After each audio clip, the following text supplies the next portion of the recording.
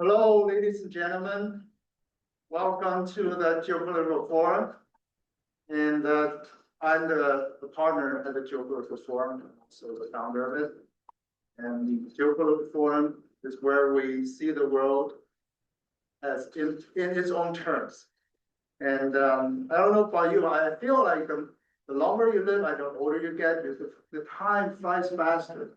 Like this year is fairly discernible from last year. This decade is very discernible from last decade.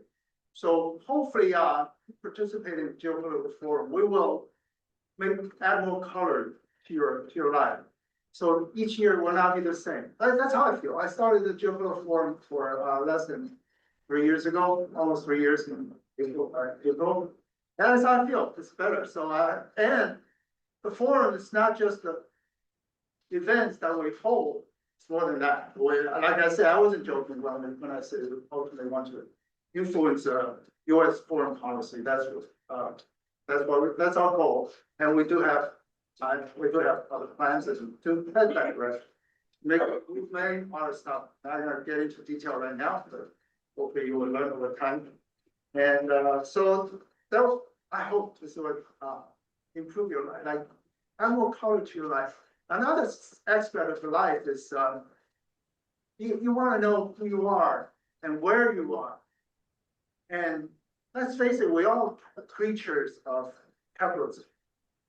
Because we'll live here, doesn't matter where you're from, you may call yourself socialist, you may be anti-capitalist or injustice and stuff. And you may even come from a communist country. But if you live here, work here, you're probably a creature of capitalism because you're in the market to sell, buy, and rent your time and your energy. Right? You're in the market that's your job. You get salary, you get paid. Or you're an entrepreneur, you're also in the market, you hire people, you have transactions with your clients. And you also buy, sell, and rent land, property built on top of the land, to call it home, or you have the mentality, maybe if I can buy more life, that would be nice, right? Or can we buy, rent, sell, love, right? All the mentality, all the thinking, it's not evidence that you are, to a more or less extent, a creature of capitalism. The capitalism shaped us. People around us and our community, our society, our country, and the world. And so what is it? And how does it work? So that's the topic of today.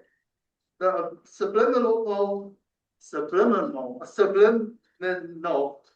ideology of the capitalist mind. And that's actually a book. We have the author here to discuss with us. The author is Judah Venturi.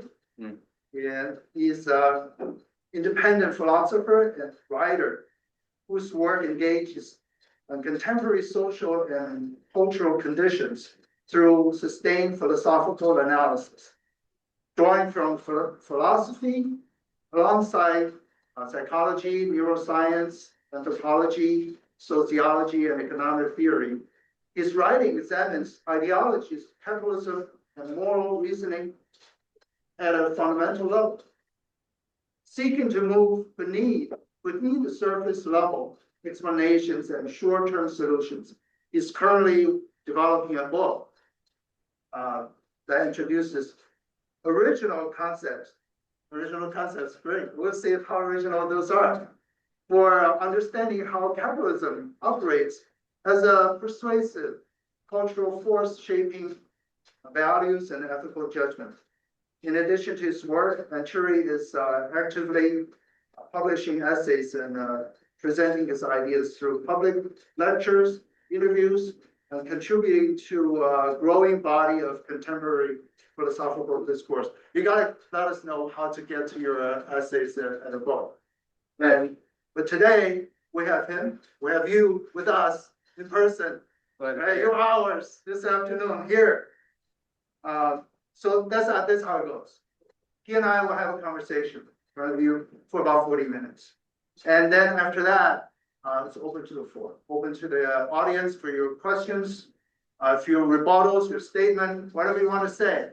3-4 minutes, take your time. We don't have to pull out people, so we have time. That's from probably 2:40 to the end, 4:30. Right? So I hope you brought your opinion, views, and questions with you. And if not, you can come up with something on the fly. We're going to have a good discussion. And without further ado, Judah, Venturi.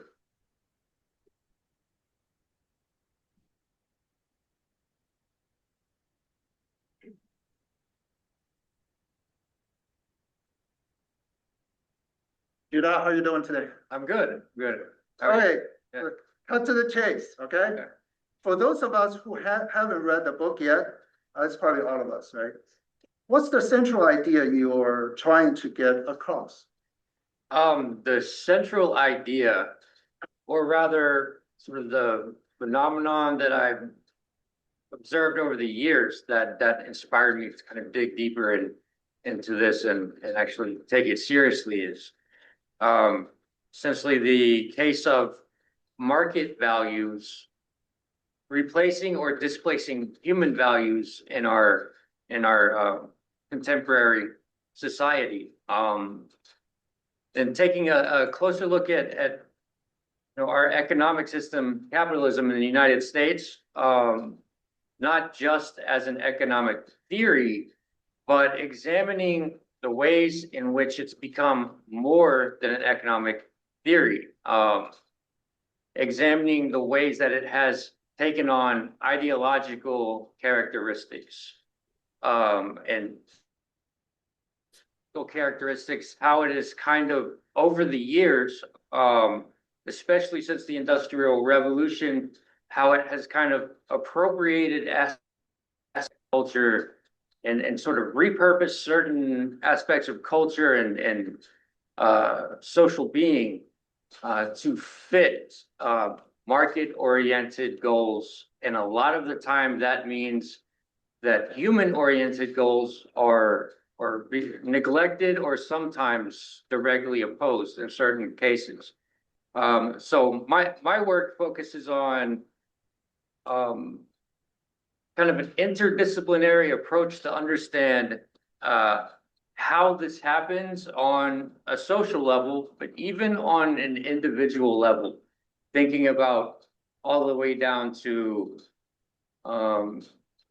as individuals, how we're shaped by our experiences and what role our environment plays in shaping our identity and our values, and also on a social level, how social and cultural norms kind of act as a collective disposition, sort of as the starting line from which we make moral, ethical decisions, how we evaluate ourselves, how we evaluate each other, sort of the cultural ethos, or rather the ambient background, the assumptions that we all have.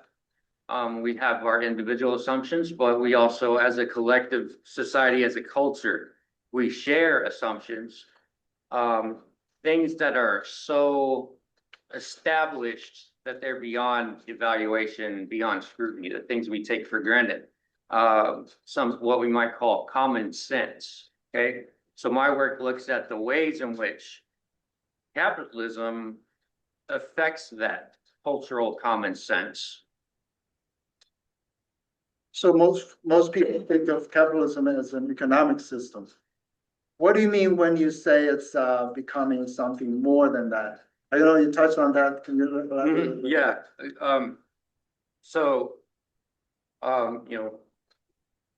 An economic system basically is a way of organizing markets, resources, trade, labor, and production. Capitalism is one of these modes, and there's different ones around the world. Capitalism is one of these modes of organization. In the United States, however, before I continue, I should mention that my focus is mainly American capitalism, and capitalism can be studied as a global phenomenon, but I feel that by focusing on one instance of capitalism, the one that we all live in, we're able to get into more of the nuances and things about how this process works, how it takes place.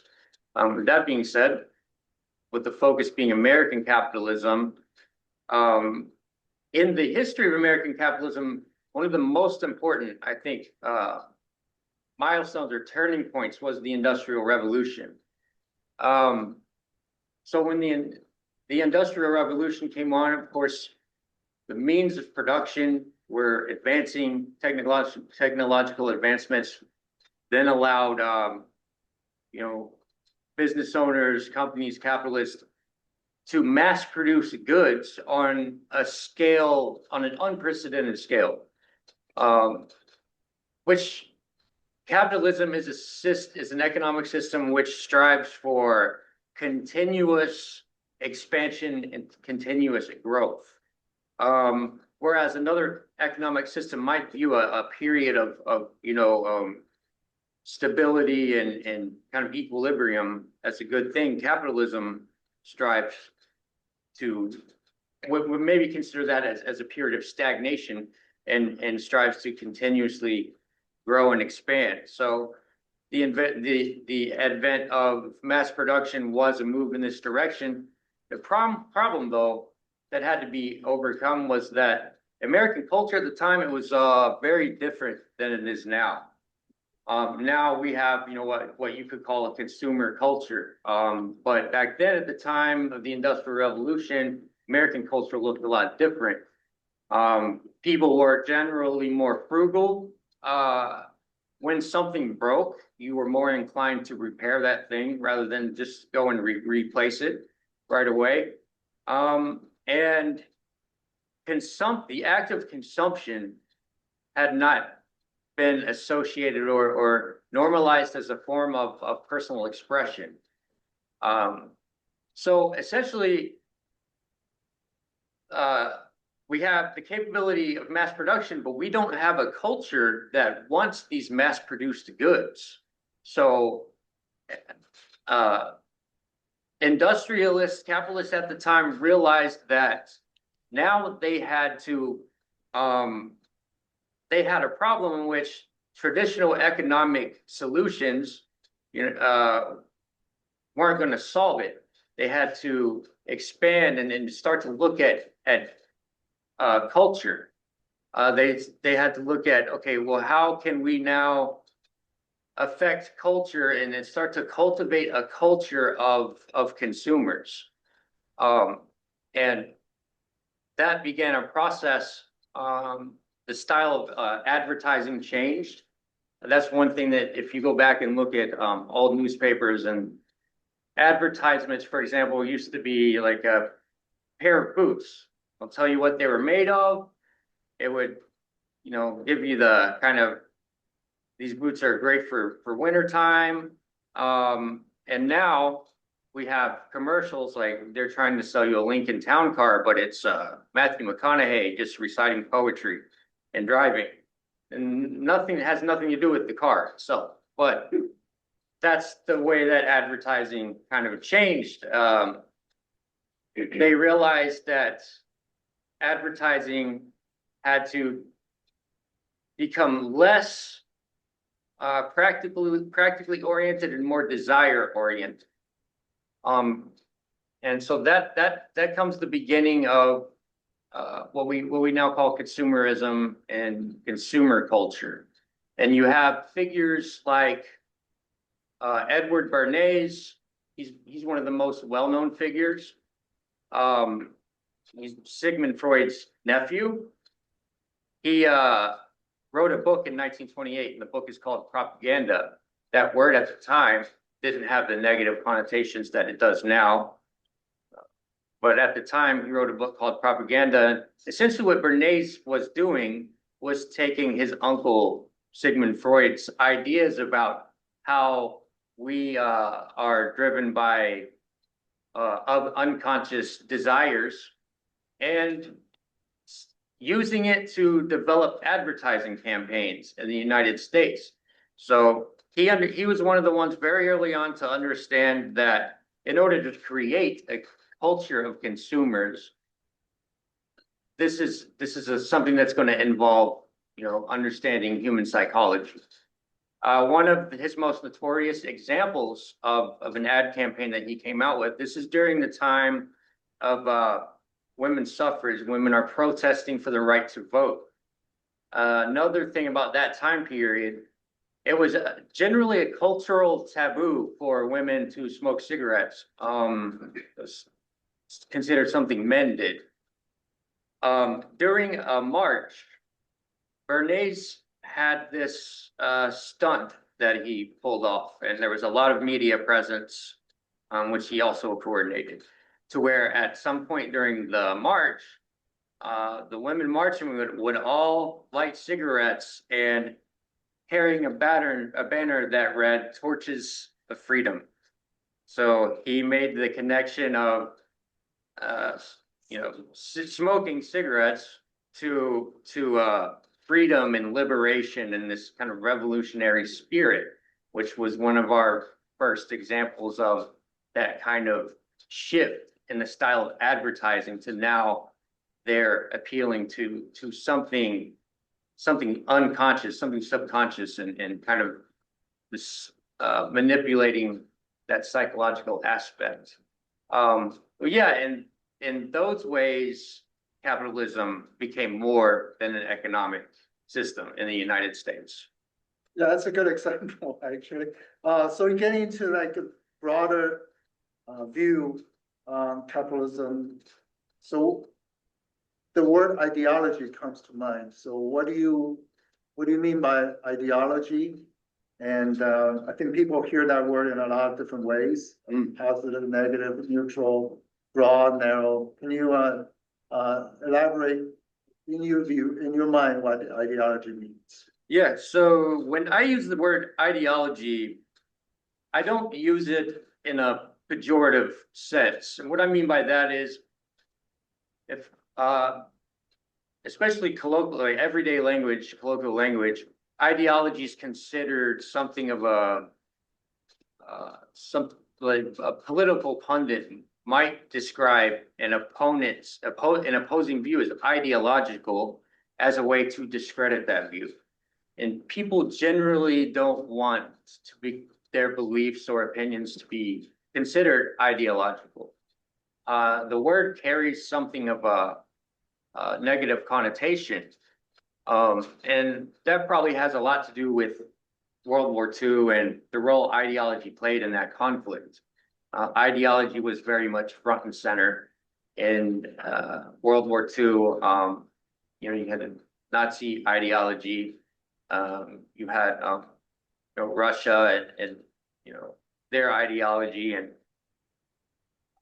so that kind of leaves a bad taste in everyone's mouth when it comes to ideology. But there's it's kind of a more neutral way to view ideology, and that's how I view it. I view ideology more as a cultural and social phenomenon.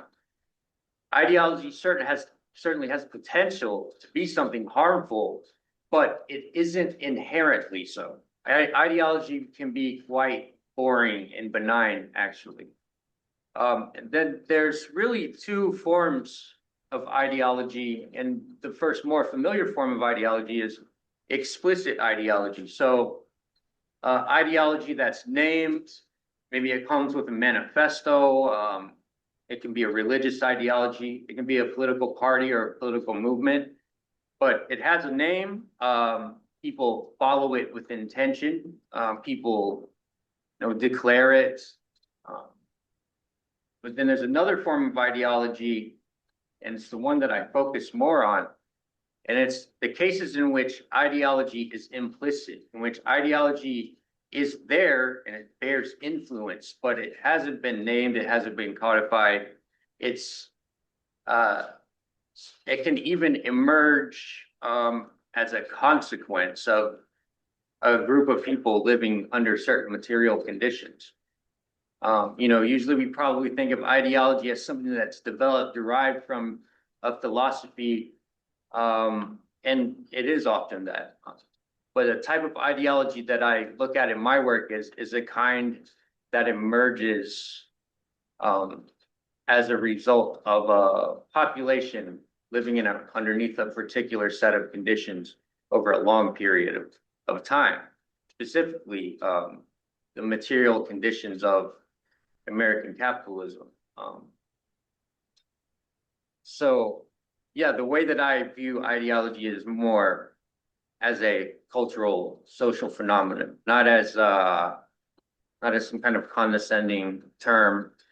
And another thing to realize about ideology is that it's just kind of part of the human condition. I think everyone in this room, including myself, in some way or another, we are all ideological in some way or another. It's kind of a natural thing, and I think for me it's been a lot more productive to view it as a common phenomenon rather than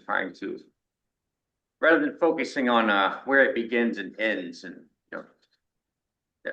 So you kind of mentioned the social phenomena, cultural phenomena, Mm-hmm. cultural forces. So how you seem to want to challenge the common way of think of culture. So what is your way of think about culture? What's your challenge? So just like with ideology, I want to approach culture in a different way as well. Usually when we talk about culture, we are talking about sort of the visible characteristics of a particular society or population, such as music, art, cuisine, architecture, style, literature, historic traditions. The sort of outward expression of a group of people in a particular time and place. But I look at culture a little differently, and this is derived from the work of cultural theorist Stuart Hall. He defines culture not as a collection of traits, but as a process.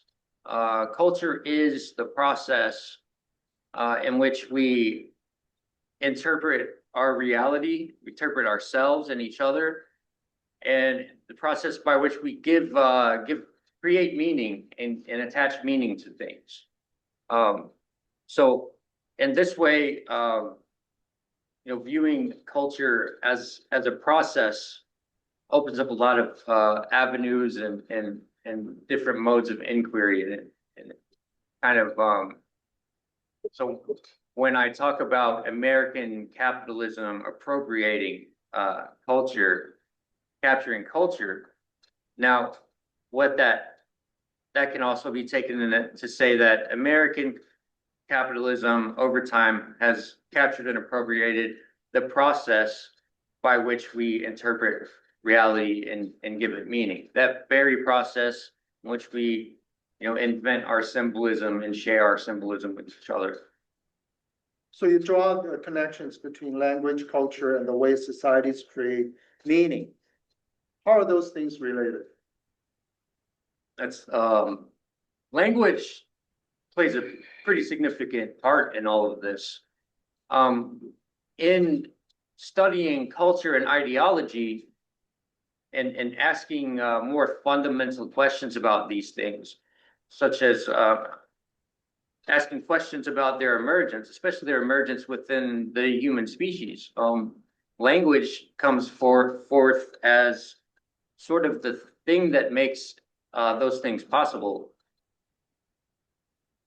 So, I turn to anthropology here, and anthropologists such as Mark von Hippel points out an interesting thing about our evolution into a species with language and culture, and one of the big milestones for us is being able to plan for unfelt needs.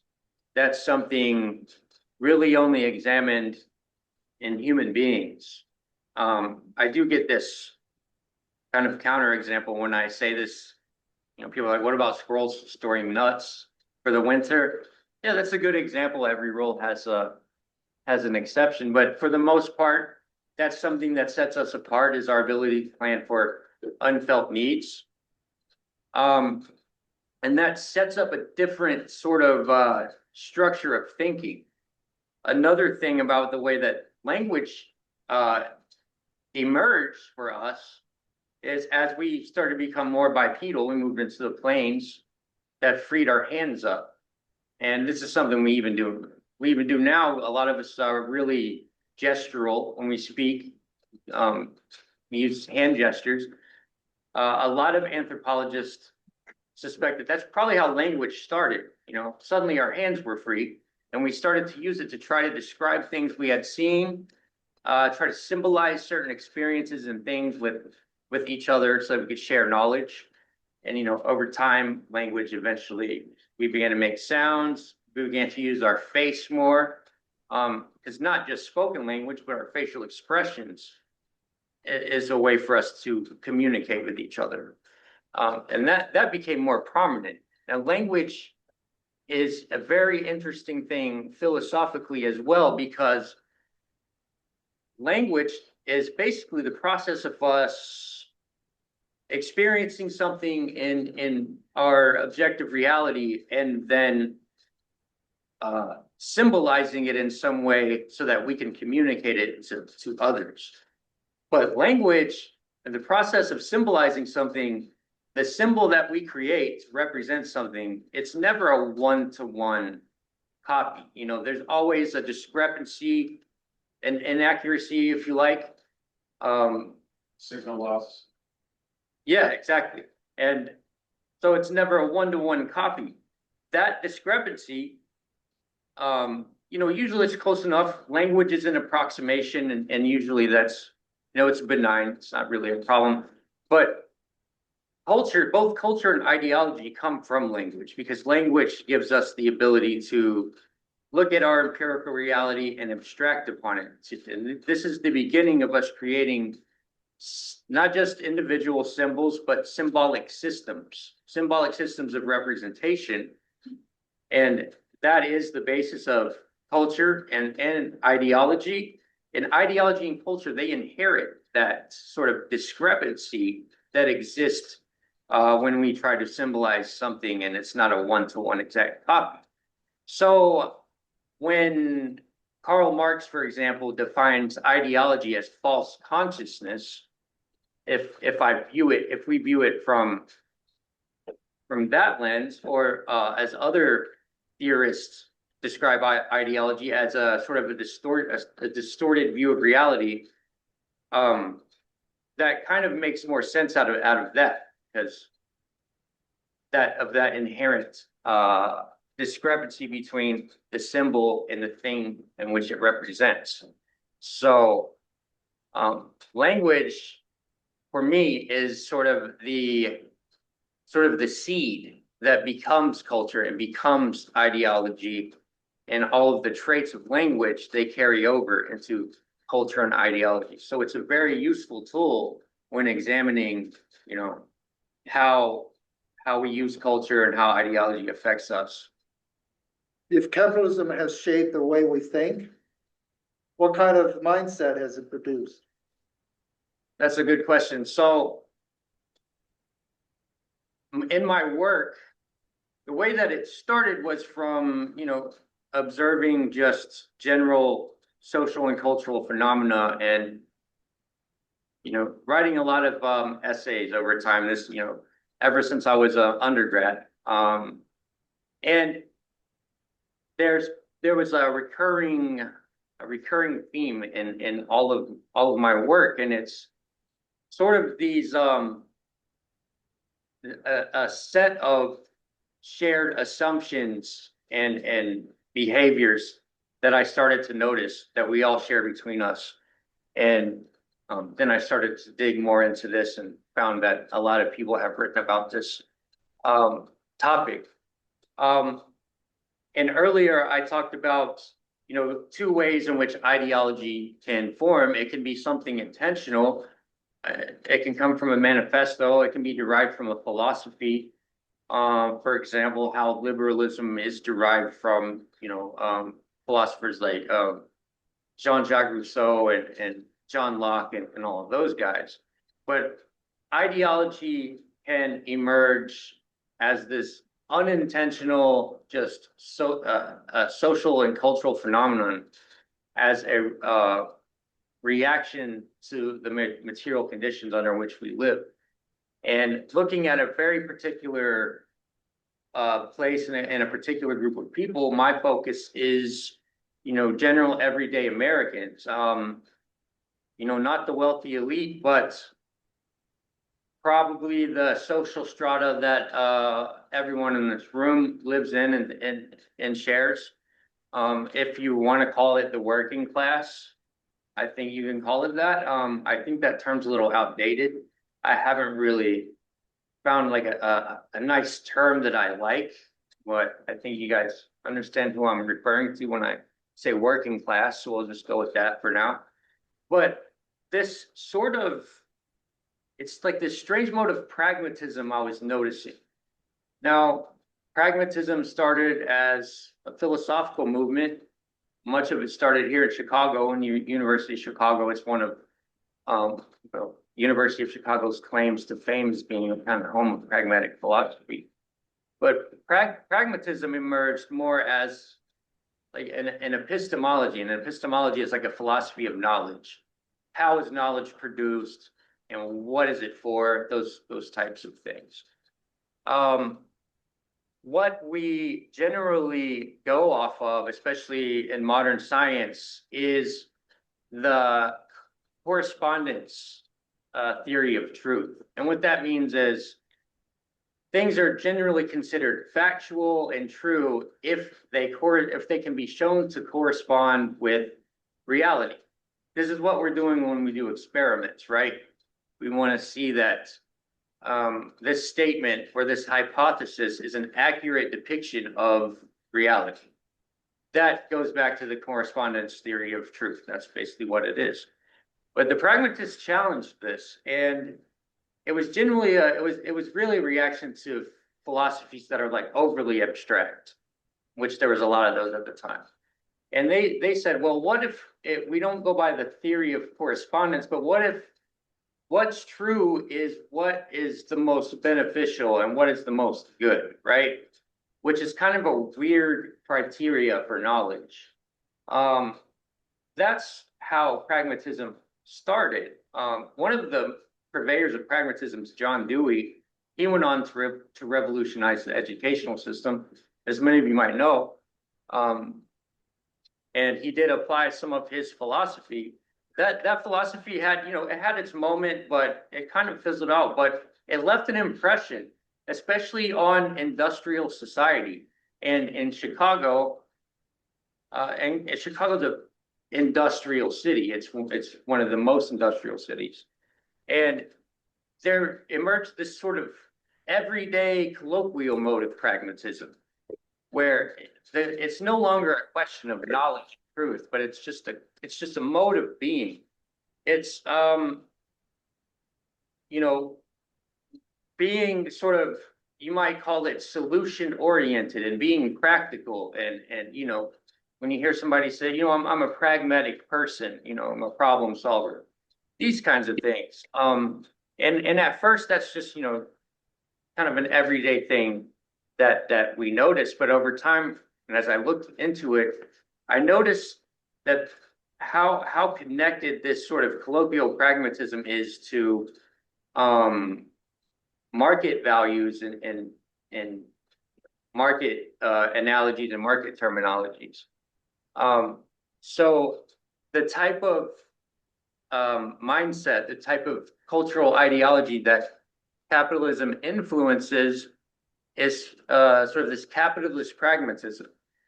And the reason that the way that it becomes like capitalist pragmatism and not just pragmatism, think about, for example, when a young person is trying to decide what they're going to study in college, right?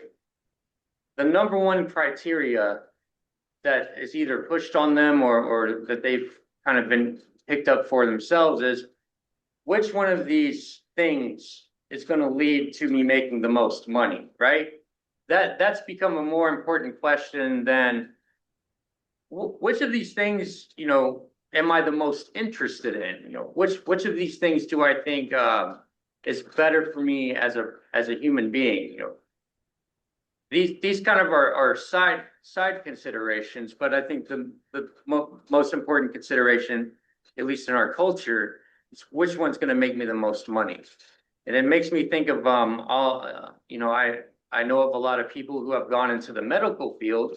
They never really had an interest in medical things, or maybe not even an interest in helping people, but that lucrative paycheck, influenced them to go into it.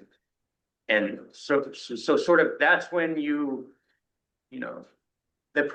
pragmatic part is I'm doing something functional and choosing the thing that's going to make me the most money. The capitalist part of it is valuing money and income over other things like personal fulfillment and maybe the dream you had when you were a kid. Maybe you wanted to swim underwater and study whales, but that's not so lucrative. So now you find yourself studying to become a doctor. That's sort of an example of this mindset that we're kind of influenced by capitalism. Yeah, sort of imperative. Your father is a peasant and you're a peasant. Your father is a lord, you're a lord, right? That's the previous time. And so at this point, a fair question is whether there are already social and cultural theories that address these dynamics of surrounding capitalism. And why not simply work within one of them? What's your originality, your original idea or concepts? Yeah, that's a good question. There certainly are existing cultural, philosophical, and social theories that are very adjacent to the work that I'm doing. And especially as a student, we might be inclined to, when we notice social and cultural phenomenon, be like, hey, that looks like something I studied about. That would fit with, maybe this social theory or this cultural theory that I've seen before. People like Antonio Gramsci, who came up with the idea of cultural hegemony, or even the philosopher Michel Foucault, who came up with the idea of an episteme. These are both theories about sort of a cultural mindset. And while a lot of the phenomena that I talk about could fit in those, I think that by instead giving the idea more time to develop and not being so fast to pin it to some existing thing allows more nuance to emerge. And for me, that's kind of an important part about the methodology of philosophy, is, not being so quick, not being so desperate for that certainty, to be like, my goal is to provide an answer to this question. It's enjoying the process and being comfortable in that state of uncertainty, that state where you haven't yet found the solution, but realizing that there's a real value to being in that state. That's a state where if you stay there long enough, you're going to start to discover new things will emerge. And how that ties into this project, a lot of things have changed since these other social and cultural theories. Michel Foucault, for example, he barely lived to see the beginning of neoliberalism in the 80s. And he wrote a little bit about it, but that was about it. And then, we have the digital age. We live in an unprecedented time. And so to study it, because so much is new, it requires new frameworks, new explanatory models. And so that's why I lean more towards that method. So you suggest that market logic has started influencing how we think about ourselves. So what does that look like in everyday life? So market values influencing how we see ourselves. I write about something called commodified identity. And that goes back to the Industrial Revolution, the advent of mass production, and early capitalists realizing we need not only we have to mass produce goods, but we have to cultivate a culture of consumers, because we didn't have that yet. Now, one of the imperatives of capitalism is constant expansion and constant growth. Eventually, you run out of things to mass produce, and you have to start to commodify things that weren't previously considered commodities. One of these things is identity. Identity is very much a commodity in our modern culture. One of the best illustrations of this is, you take two pair of shoes that are pretty much identical, made of the same material. One pair of shoes, maybe it's a $30 pair of shoes reflecting upon the materials it's made of. The other pair of shoes has a Nike swoosh and a Jumpman logo on it, and they cost $200. Well, what are you really paying for when you buy that more expensive set of Jordans? Why do we do that? Why do we spend the extra money to have a particular brand when we could afford a less expensive thing that's pretty much the same thing, and save our money? And it's because of commodified identity, because we have, as a culture, sort of developed this mindset where self-expression now requires us to consume in particular ways. Consumption has become a mode of self-expression. Not only do we express ourselves with,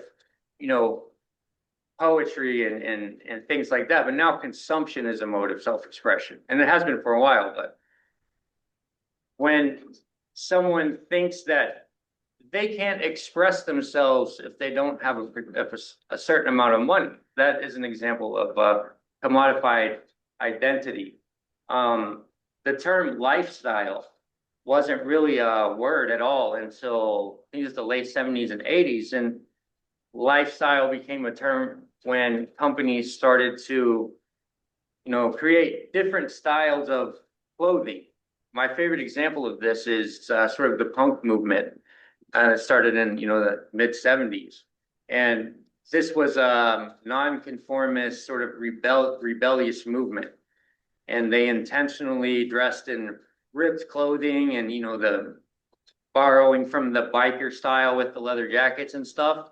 And at first, this was a mode of rebellion. And not a lot of people were doing it. And it was rebellion against, conformity and sort of popular culture. And then the ironic thing that happened was they turned punk into a lifestyle. And you could go, now you walk into a mall and there's a mannequin wearing a punk outfit. And if you want to be a punk and that's how you want to express yourself, then you go in the store and you buy the outfit that was on that mannequin, and now you're a punk. Now you're rebelling against conformity and pop culture. And that's sort of the irony in there of commodified identity. So are there moral consequences from the cultural shift out of capitalism? Yeah, there certainly are. And this is one of the more, I guess, complex parts of this research and this project. Now, going back, market values replacing human values. Now, what does that mean exactly? Our cultural ideology, our shared assumptions and our sort of collective disposition, this kind of guides us on, it gives us our starting point on how we interpret our reality, our experiences, each other, how we create values, how we evaluate things. Now, capitalism, or rather, let me say it this way. Someone might examine, our current cultural landscape, our social landscape, and they might describe moral decay. But I don't think decay is the right word. I think it's more atrophy. Capitalism and ideology are not inherently evil. But so I wouldn't call them immoral, but I would call them amoral. Now, the difference between immoral and amoral, immoral is like a direct affront to morality. Amorality is just the absence of morality, or rather the absence of moral and ethical considerations. Now, the way that ties back to our discussion is that, and I'm sure most of us have experienced this in some way or another, if not personally, then someone we know, where you're working, you have certain responsibilities at your job, and sometimes become a little morally questionable, a little morally ambiguous. Maybe, you're asked to go, someone's found like sleeping on a bench, and you're asked to go like make them leave, and or something like that. And or police, they often have to go and carry out eviction orders, and they might find themselves throwing a mother and her little children out on the street. Now, these are very morally questionable things. Without going into the whole question of whether or not the mother in that particular situation is in the right or the wrong, or the police officers in the right or wrong. The important thing to focus on is that takes a toll on the people who are carrying out these responsibilities. Over time, when doing these things, when doing things that maybe don't align with your personal ethics, your personal morality, doing things for a job, you kind of start to compartmentalize, right? Say, well, I'm just doing my job right now. And you kind of just go through with it. But over time, it starts to create this sort of callous. Your moral and ethical sensibilities become dulled. There's some really interesting psychology experiments that they do with people from certain professional backgrounds, some professional backgrounds which are more associated with, like police officers or people who normally find themselves in a position where they're doing some kind of morally or ethically questionable, ambiguous thing as a job responsibility. They are observed to have a negatively impacted capacity of ethical and moral reasoning. So as we find ourselves in a culture and a society in which we spend most of our waking hours either at work or thinking about work, and we spend so much of our time and energy carrying out tasks that we didn't necessarily condone or design in the first place, and these are morally questionable things, but we're given the social rationalization that it's justified because you're doing your job. In capitalism, there is this imperative idea, the primacy of profit. Now, I can't remember who came up with that. I think maybe it was Arthur Young. I can't remember though. But the primacy of profit, that's something that reemerges all of the time when talking about capitalism. And it's that profit is placed at a higher importance than even moral and ethical considerations in a lot of cases. There are certain companies who make it a point not to let that happen, but a lot of the time, profit does take priority over moral and ethical considerations, and moral and ethical considerations come to be considered as obstacles in the way of widening profit margin. And so a lot of the times, and I've experienced this, it's not that you're directly and explicitly being told to do something that maybe you find morally questionable. It's that at that job site, there is a sort of culture, little microculture created in that job site in which everyone kind of has this unspoken thing like, okay, we're not going to talk about the moral implications of this. We're just going to ignore that and go on with our jobs. So yeah, psychologically and socially, that has a real negative impact on moral and ethical reasoning over time, especially. So how does the awareness that make a difference? What can be changed? What can be done? So yeah, not only the awareness of that, but the awareness of pretty much all of this thing.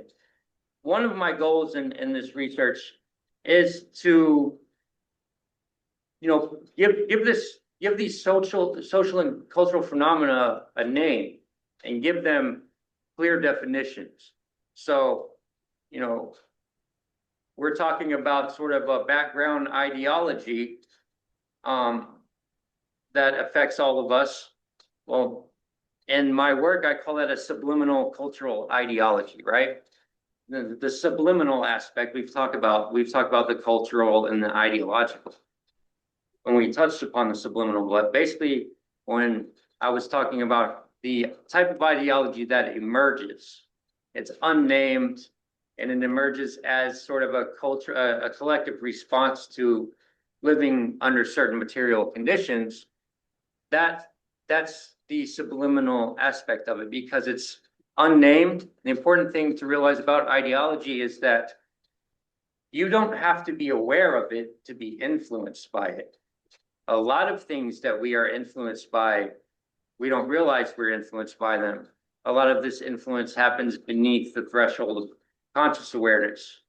So this sort of collective cultural ideology that is more and more captured and appropriated by market values, we might not, we're not consciously aware of how it's affecting us in everyday life. So to kind of give it a name, show how it works, show how it emerges, it creates an awareness, and that does two things really. When you're aware of something, then you can defend yourself against it, right?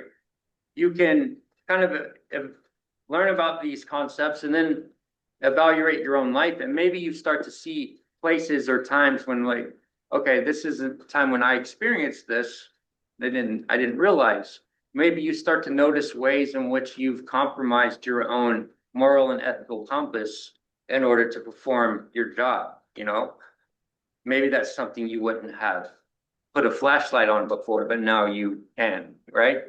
And the other thing is bringing these ideas into a place where other people can join in on the discussion. One of the goals of functions of philosophy, not necessarily to solve problems, but to ask better questions, is what really we do as philosophers. So, introduce this as a topic of discussion, talk about the phenomena and talk about how the theoretical framework explains it. And then others who maybe are more knowledgeable in fields like psychology and neuroscience and anthropology join the discussion, and the thing develops even more. We get to a point where, awareness of these things, and this is something that takes a long time, right? Years, but the phenomena, the occurrence of market values replacing human values, really my goal here is to inspire discussions that bring about an awareness of when this is happening, so that maybe we can be more intentional in how we evaluate ourselves and how we evaluate others, and maybe we become more aware when market values are kind of taking precedence, but human values should really take precedence in that situation. So that's the end of the conversation between Judah and me, and it's open to you for questions, rebuttal, statement, debate. So what's next? Like, how are you seeing the zeitgeist change now? What are some of those things that for generations are turning more toward? into the individual mindset? Right, that's a good question. Yeah, right now our kind of cultural landscape, it's very individualistic. You could even probably describe it as hyper individualistic. And that's not a global thing, right? Other countries are far more collectivist. I would hazard to guess that Americans are the most individualistic people. And yeah, a lot can change in a generation, right? And whether it's from the type of work that I do, or whether it's from something completely from somewhere else that inspires a more of a collectivism, then that could change a lot. Because if you think about it, individualism is kind of the basis of a lot of these other things. Consumerism, for example, or commodified identity. If you didn't have such an individualistic society, I think it will be a lot harder to commodify something like identity, right? So yeah, I think with just maybe a generational shift from individualism to more collectivism, that would create space for a lot of other things as well, I think. Yeah. Could you talk about the trend or the capitalistic trend of basically driving labor to near zero with respect to artificial intelligence and robotics? In what way? I guess in the sense of like, there is two scenarios that are being presented right now, which is one, the capitalism kind of reigns supreme and there is no more jobs, at least mass unemployment. That's one prediction. And then on the other side, there would be a situation where there is like some kind of distribution, some kind of UBI, something like that. Yeah. So as it is right now, the reason that American capitalism is able to, I guess, be so dominant is that there's been a steady process of deregulation. And capitalism has a sort of self-deregulating trajectory in the United States. Capital translates to political influence. And so over time, like as a celestial body, for example, becomes more massive, its gravitational pull becomes stronger. You think about that as an analogy for capitalism in the US, as a certain strata of society accumulates more capital, they also accumulate more political influence. And that is generally used to further deregulate capitalism. The way that relates to what you're talking about, that AI and robotics replacing human labor, that additional surplus that's created, that additional profit margin right now is just going to go to the CEO, right? And the people that are out of work, well, they're just at a huge disadvantage. And that goes back to the sort of primacy of profit idea, where the importance of a profit margin outweighs everything else. And then the alternative that you talk about, this surplus that's created, these extra resources that are created could be put to good use, right? And if the regulations were there, then I think something like that would be the right move. As more and more people are displaced from their jobs, and more resources are generated sort of effortlessly by robotics and AI. Counter thing real quick. If you propose some kind of regulation, that implies that other countries that are more deregulated would beat us to that technology, and then it's like a winner take all kind of situation. How do you manage this kind of framework in like a global sense? There's a global competing issue, like interest. When you say the deregulation dynamic you mentioned, can you explain it a little So bit? when you regulate AI here, other countries don't regulate, and they'll probably get the technology faster, better, and have more dominance. But how do you deal with global competition? With, like, let's say locally here in Chicago, we want to be, more human centered. But other places that are more capitalistically oriented, they're gonna have economic dominance over us. Mhm. So, like, Eventually, we buy absolutely everything from China, for example. Right, Nothing against China, I'm just saying. everything in- right, and well, you know, in that case, not being an economist, but I'll speak from my perspective, just as a philosopher, so. In that case, we're talking about competition, right? Well, if we do this, then they're gonna beat us, right? But at some point, I think you have to reevaluate and is winning that competition more important than fixing a growing problem of unemployment and a growing problem of poverty in your own society? You know what I mean? Yeah, but if you can buy shirts from China for 50 cents and you make them in the US and they cost $5, you're gonna have a profit because, anyway, I wanted to bring up something else. Yeah, of course. There's more to life than money. I'm sure you would agree to that. I do agree with that. And one of my favorite examples is Kurt Vonnegut, who's known as a sci-fi writer, mostly, I think. His first book was called Player Piano. And this was like 1960-ish. And it deals with society where 100% of manufacturing is out of it.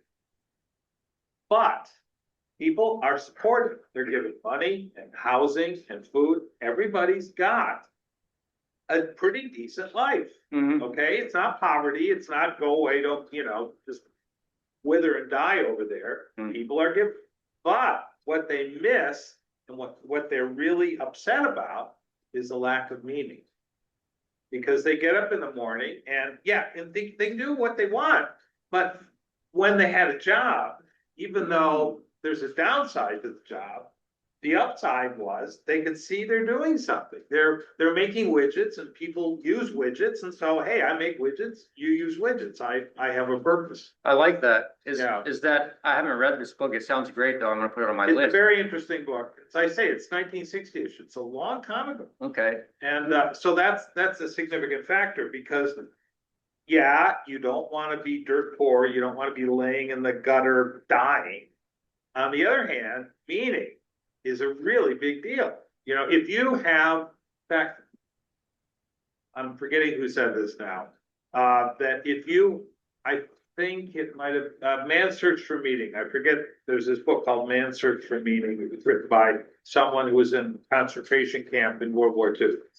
Victor, yeah, thank you. And I think it's his quote that a person who has a reason for living can endure. I'm mangling the quote. If you have a why, you can endure any how or something. Mm-hmm. Okay, but if you don't have that why, Mm-hmm. and that's maybe what you could say in any culture, you want to have that why, which explains why you can have a state where things look pretty bad, but people are still supporting it because they're seeing it as the why for living. Right. And we're kind of lacking that, at least a coherent I think in our country now. We don't have. I just want to add into. Sure, go ahead. Kind of what you said. So basically, when Julie first started talking, in the beginning of the discussion, he was discussing like how people chase false meaning. Mhm. You get what I'm saying? They go and they just get a job to pay based on the income, Yeah, other than purpose. that You know what I'm could be saying? a meaning, but it's not a great meaning. You like something better than. Yeah. So just my outlook on just that part of the statement or whatever. It is a lot of people out here chasing false meaning. They chasing jobs versus for the income versus their true heart and intentions. You know what I'm saying? Mhm. And that's why we got a lot of dysfunction in the businesses that we frequent every day. You know what I'm saying? I don't eat fast food, but you know what I'm saying? You might when we leave here, you might slide through McDonald's drive-through and want to get a burger and get an attitude from the employee because they don't want to be there. They just there. To Yeah, check. yeah, You get what I'm saying? So, yeah. oh, too bad. Make money. Can I address your, Oh, absolutely, sure. so I love that you brought this up because, quotes about meaning, just as a bit of a detour, but Albert Camus, he has a quote about meaning. Meaning is that which prevents you from committing suicide. Basically, Yeah. whatever, absolutely. Why whatever it is that you do that prevents you from just ending it, that's your You meaning. get up in the morning, what is your unique Right. reason? But this, I'm definitely gonna check out this Vonnegut book and, What's interesting is because it's like 1960s. Right. This is way back, and he was thinking about these things. yeah, and the thing about that is, so I love the idea of, a society that suddenly has all their basic needs met and, by default, they are able to live with dignity, but the crisis is that they find themselves lacking meaning. That's it. And the That's it, way, yeah. and back when I was talking about American capitalism appropriating or capturing culture, culture is a process, and it's the process that we undertake in order to create meaning. It's a group meaning, Right. actually. So if you live in a society in which capitalism has completely captured this process, then I think you are gonna end up with the crisis in Vonnegut's book. Well, you might, yeah. But the solution there is not, well, send everybody back to work. I think in Well, that, not necessarily, right. yeah. I think we have to reframe that situation and now I think the opportunity that fictional society has is an opportunity to reclaim the process of meaning making. Yeah. And base it on something more human and less market oriented. Yeah, bunch of stuff, but on a more narrow point, because so far some of the questions are like 30,000 for type of stuff, a little bit more specific. Can you be a little louder so the camera can pick up better? Boy, sit closer. You're mentioning like something along the lines, let me know precisely what it was if I kind of misrepresented, but if you're saying something along the lines of American capitalism is, part of what American capitalism does, it seeks to continuous, not only continuous growth and everything, but like it continuously tries to deregulate or something like that, right? And so that might be true, but are you saying that is currently happening? Like, we're just continuing, like we've seen over the, even let's say we sent, a decade or two or three, that we've been seeing continuous deregulation. Is that kind of more of the real world empirical claim you're making? It does happen. I think the most prevalent example is, 1980s, Ronald Reagan, neoliberalism, when social programs were gutted, right? And then Margaret Thatcher's doing the same thing in England. And, in the capitalist world, there were a lot of regulations there. Not all of them, but a lot of them that were there to, protect wages, like try to keep wages at a level where, you could afford the cost of living, things like that. I know that a lot of the regulations were just bureaucratic or kind of irrelevant to that, but a lot of them were there as sort of worker protections and things like that. And then from the perspective of the capitalists, these are just seen as obstacles in the way of growing a profit margin. So, the process of lobbying and affecting policy with financial input is a real thing. There's a study, and I wish I could remember the names. I think it's a either 2010 or 2014 study in which they demonstrate empirically that in the United States, because of the role that money plays in affecting policy, that everyday people have a near zero effect on policy. I wish I had, maybe I can look it up if you want, before you leave. Sure, that just sounds like elite capital, like, just generally call it elite capital, whether it's capitalist or, you know. People who control the capitalist. You had said a term earlier, what was it, I think it was capture, Elite capture. maybe it was that, yeah. The problem I'm having with what you're saying is, as far as like, you know, to get more profit, you know, the capitalists, or the big businesses or whatever, they want to deregulate because regulations cost money or whatever. Sometimes. Other times, they love regulations. If they've Right. already achieved a certain threshold where they can handle it and the regulations stifle potential competitors Yeah. from entering the market, Yeah, right? So deregulation oftentimes is better for everyday people. If it means like, I, for example, can, you know, let's say I had, you know, I made it big in crypto or something and I wanted to, you know, establish a bank. Good luck for me trying to establish a bank in this extremely regulated, and I would dare say controlled, centrally controlled environment, especially when we have something like a Federal Reserve that, you know, governs all of it, right? Can't do it because there's so much banking regulations, right? right. If you did like major deregulations where you can have competitors to these too big to fail behemoths, that might make things better off. You know what I mean? So deregulation, I don't think is like a categorical bad. I think if I had to take a guess, it's probably, in most instances, it's probably good rather than bad, though maybe I suppose in some cases, like, you don't want the, you know, the local chemical company just dumping shit into the river. Right. I'm not talking about that kind of stuff. Right, I'm talking about like making it difficult, you know, where you have to hire teams of lawyers, tax planning, accountant, all this kind of stuff to just start a business in 5 years after you go through all the red tape. Like, that's the shit that needs to go.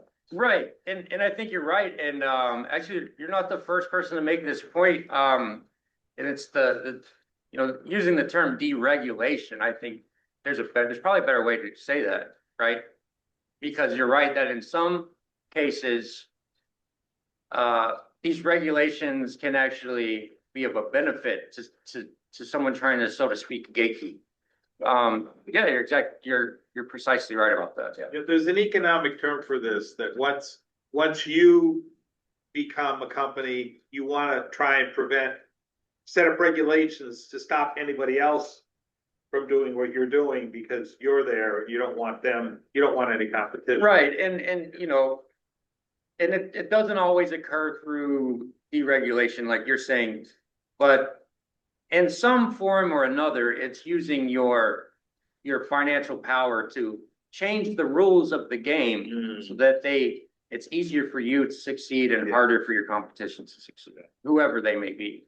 If I could just throw one more thing out there separate, this idea of, you know, more consumer oriented culture. I think part of that, is again, like legislation, regulation, where we have central banking and fractional reserve banking that's continuously eroding our, you know, potential savings, so that the stronger incentive is to keep spending and keep consuming rather than saving and accumulating, right?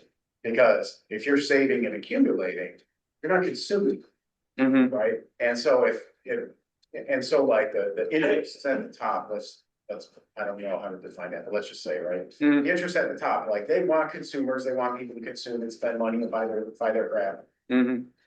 Well, if your money is a stable thing, you're less likely to do it because if your money has stable value, because you have a sound money system, because you don't have like fiat central banking garbage, you're less likely to consume, you're more likely to plan ahead and, you know, think perhaps instead of, you know, just the Jordans that you want, might think more generationally, like what can I leave to my family?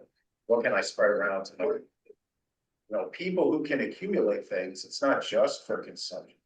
It can be for creation and production. Like, you can donate to things you care about when you're able to accumulate money in a way that you simply can't when fractional reserve banking and debt money supply just keeps eroding value of the money.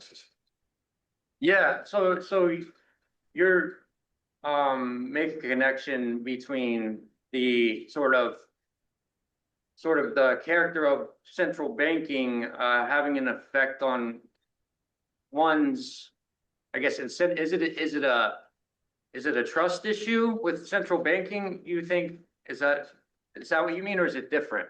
No, I mean, just the central banking makes it, fractional reserve banking, central banking, where it's not backed by a hard asset. Okay. Right. The value of the money simply goes down. If you hold on to it for 20 years, it's worth 50% or less of what it was prior. So the incentive is not to just hold on to it. Your incentive is to like consume it before to use it for its value. Right. To invest it in more speculative things so that you don't lose the value, that kind of thing. Like all kinds of perverse incentives happen when you're devaluing the currency, since the Federal Reserve was concocted over. Okay. Yeah. Now I understand your point better now. Yeah. I haven't thought about it from that perspective. Does that have an effect on, does that have a positive effect or an influential effect on consumer culture? I haven't really seen that it does. It's interesting. I think it's an interesting thing to look into. Did you study philosophy in college, or is this something? Yeah, I you did. picked up? Yeah. Okay. Where'd you go? I'm just curious. Temple and Western Kentucky University. Okay. Two different schools. Just curious. Yeah. Because did he leave? He's just like, he's coming back. I think he's studied philosophy too. Nice. Very cool. Did anyone else have a question? Okay, international wise, is with the geopolitical form. Right. Do you see capitalism makes the country more aggressive? Aggressive mean not necessarily militarily aggressive, including, but not only, right? It could be aggressive in various ways. Do you think American capitalism, or if you care to expand it a little bit to other countries, other cultures, do you think capitalism contributes to aggressiveness for a country toward other countries? Yes, I do. And the reason is, so as we're talking about sort of, capitalism being much more than an economic system in the US, it's very much a part of our culture and a part of our ideology in the US. But with that capitalist oriented ideology, one of the things that is valued in capitalism is competition. Going back to what we were talking about, our culture, insofar as it's influenced by capitalist ideology, is very individualistic, where we view each other, we're more likely to view each other as competition rather than someone we can cooperate and help. And that not only affects everyday people, but it affects the people at the top. Ideology, goes both ways. My favorite example of this is feudalism. So feudalism, system where a lord would own a big tract of land, and on that land lived serfs, maybe a few hundred serfs. And they lived and worked the land and were just they kind of lived in squalor, There was, one might ask the question, well, if you have hundreds of serfs and one lord, what's stopping them from just mobbing the guy? And the thing that stops them is ideology. And in the case of feudalism, the ideology is the divine right of kings. This ideology says that this lord is ordained by God to rule this land. And these peasants are ordained by God to live lives of servitude and toil. And they'll be rewarded in an afterlife, or however it goes. Now, the peasants buy into this ideology, but the Lord also buys into this ideology. They all do. And this is the way that the system functions. So in the case of, does capitalism make a country more aggressive in terms of their place in the world and their relationship with other countries? I think it does if that mode of capitalism has reached a point to where it is an ideological force. And I think in the US, capitalism is very much an ideological force. So it comes with things like valuing competition and valuing sort of this bullish stance. And I think it does kind of lend to toward imperialistic types of actions. So in contrast, okay, I get that. I get that logic. But in contrast, another way to look at this is contrasting to a different system, let's say the socialism. Mm. Does socialism necessarily mean less imply less aggressiveness? If not, compared to capitalism. If not, is it because there are other factors that will contribute to socialism's in terms of aggressiveness? So how do you look at that? How do you compare? Do you mean is this in the example wise, is it the same context as the previous question? Yeah, capitalism has a logic that you can contribute to aggressiveness. Right. So if the US switch to a different system, is there a way to switch to a different system that the US will be less aggressive? Is there a way, or how do you adjust the capitalism mindset? You know, what can you do change? What can you change to lower the aggressiveness? Oh, By some other ism that we know, or you tweak or modify capitalism or capitalism mindset to lower it. I just want to know. I see what you're process, the factors. By going through that, we can see we can probably isolate the factors. uh-huh. Probably there's something we can do about it, or hopeful. Right. So I think your question has two main parts in it. One is, can you have a capitalist society or capitalist nation that, you know, while it does embrace individualism and competition, it doesn't, that ideology doesn't affect or lend to an aggression in its global presence. Is that one way? Is that one part of it? Yeah. Is that possible? This makes me think of well, the Soviet Union, right? And you can argue whether it was a proper socialist country. But yeah, there can definitely be a disconnect between a nation's ideology, its proclaimed ideology, and the actions that nation takes in reality. In the example of the Soviet Union, you have, you know, a self-proclaimed like socialist nation that was very imperialistic and very aggressive. And the funny thing about ideology is that it's sort of built to where Thomas Piketty, he just wrote a book called Capital and Ideology, in which he describes ideology as something that serves a function. In many cases around the world, ideology serves to provide justification for inequality, and it serves to legitimate social hierarchies and power structures. Just like in the example of feudalism, the inequality between the lord and the peasants is justified by the ideology of the divine right of kings, and the social hierarchy is preserved by that ideology, and the lord's power is legitimated by that ideology. So ideologies are sort of they're built to where if you have an inconsistency that exists, even a paradox, they're built to kind of force a reconciliation, like in the example of the Soviet Union. So yeah, I think it is very possible to have a country that is capitalist in nature and unaggressive towards its global neighbors. In theory, I do think it's a possibility. Yeah.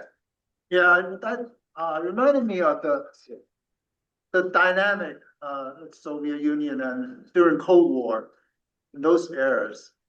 That reminded me of the dynamic between two sides, two camps, the capitalism and socialism.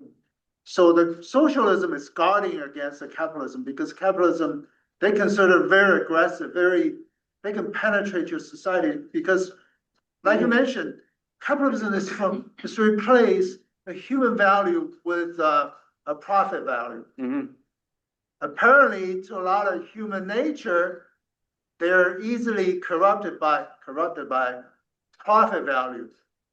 For the socialist camp or capitalist or communist camp, it's very penetrating. Mm-hmm. It's infiltrating. Mm-hmm. So their people will go for capitalism. That's why they have the Berlin Wall. They have the wall. They have the Iron Curtain, so that the people will not go to the other side. So that's what they're guarding against. On the other hand, on the other side, the capitalist camp, like the United States, had this Red Scare. Yeah. Because there's an element in this capitalist society where they're focusing on, or the sense that the inequality of wealth inequality, so they really fault capitalism for that. They're really indignant, and they're looking out for another ideology, Mm-hmm. which is socialism or communism. So that's what the other side of the capitalist camp guarding against. They're guarding against internally the people who long for the other side. So they're guarding against different things, and the different elements are drawn to different aspects of the other side. Right. The thing that what you just mentioned is is a good example of what earlier you said. Aggression doesn't necessarily have to involve military action. And yeah, and in one sense, capitalism as an ideology that wants to expand, right? Yeah, there is an allure to it, right? Like when they opened a McDonald's in I think it was Russia sometime during the Soviet Union, and they didn't want to open it, but they did, and then there was it was like a huge event, right? Everybody wanted to go to this McDonald's. So yeah, there's an allure there. And then on the other side of it, with capitalism defending against socialism, the Red Scare, McCarthyism in the United States, it is very much an ideological battle, right? And that is an instance where aggression almost explicitly becomes ideology versus ideology, right? And military doesn't have to be involved, and you end up in some type of culture war almost, right? Even internally in the United States, we have the two-party system, right? And so it becomes more and more polarized. And as it becomes more polarized, it becomes more and more obvious how it's just an ideological kind of culture war, Yeah. Yeah. So I kind of started that concept on the site actually last month. Yeah, about this capitalism versus socialism versus communism, because that's a very big, broad topic. Because as you know, capitalism evolves, right? If you just focus on U.S., it's different today than, let's say, 30 years ago, or even far back, start of the Republic. So it evolves, but still call it capitalism because as we know it, that's the name, right? Right. It's not the same anymore because there's another dimension, which is time. So Mm. it's, so when we discuss some issues, I see the necessity to take it apart, like this part of capitalism, that part of capitalism. So for example, market mechanism. Market mechanism, my ideas, it's not implied, does not imply capitalism.